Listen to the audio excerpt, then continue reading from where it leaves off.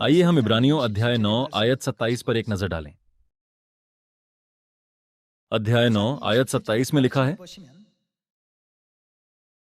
और जैसे मनुष्यों के लिए एक बार मरना और उसके बाद न्याय का होना नियुक्त है, वैसे ही मसीह भी बहुतों के पापों को उठा लेने के लिए एक बार बलिदान हुआ, और जो लोग उसकी बाट जोहते हैं उनके उद्धार के लिए वह कितनी बार प्रकट होंगे?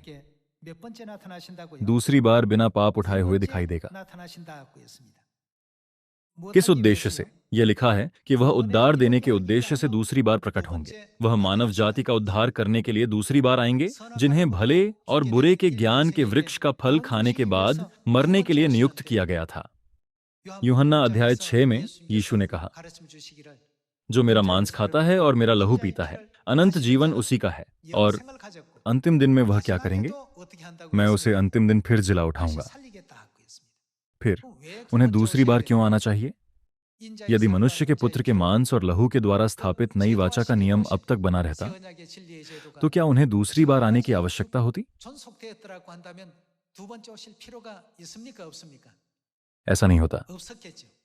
हालांकि परमेश्वर ने पहले ही देख लिया था कि जीवन का सत्य अंततः गायब हो जाएगा और शैतान द्वारा नष्ट कर दिया जाएगा।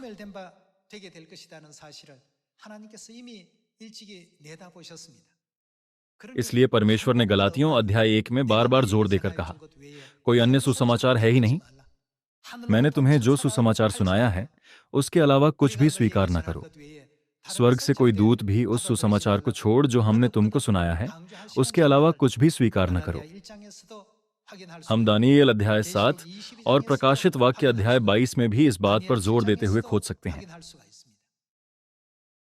दुर्भाग्य से चौथी शताब्दी के आसपास सूर्य देवता के धर्म के सिद्धांत, जो परमेश्वर द्वारा स्थापित सत्य के नियम या विधियां नहीं थीं, ऐसे पेश किए जाने लगे जैसे वे ईसाई धर्म के सत्य हों। सब्बत का दिन मिटा दिया गया, फसह को मिटा दिया गया, झोपड़ियों का पर्व मिटा दिया गया। परमेश्वर द्वारा स्थापित नई वाचा के सत्य के सभी नियम और व्यवस्था पूरी तरह से नष्ट कर दिए गए। तब से लगभग 1600 वर्षों की लंबी अवधि बीत चुकी है। जीवित रहने के लिए हमें आत्मिक जीवन का मन्ना खाना होगा। भले ही परमेश्वर ने हमें स्पष्ट रूप से याद दिलाया कि मैं जीवन की रोटी हूं जो स्वर्ग से उतरी है, हमने खुद को ऐसी स्थिति में पाया जहां स्वर्गीय मन्ना, जीवन की रोटी, खो गई थी। जब परमेश्वर ने प्रेरित यूहन्ना को एक प्रकाशन दिया, तब उन्होंने कहा, जो जयवंत है और विश्वास में धीरज रखता है, मैं उसे छिपा हुआ मन्ना और एक नया नाम दूंगा।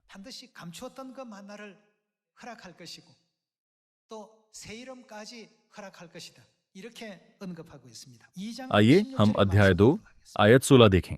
प्रकाशित वाक्य अध्याय 2 आयत 16।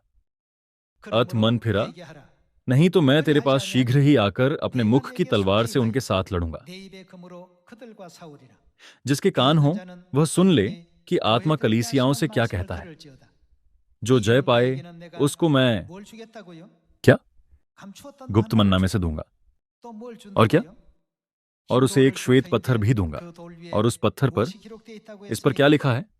एक नाम लिखा हुआ होगा जिसे उसके पाने वाले के सिवाय और कोई न जानेगा। अध्याय 2 आयत 17 में क्या छिपा हुआ था जिसे उन्होंने जय पाने वालों को देने का वादा किया?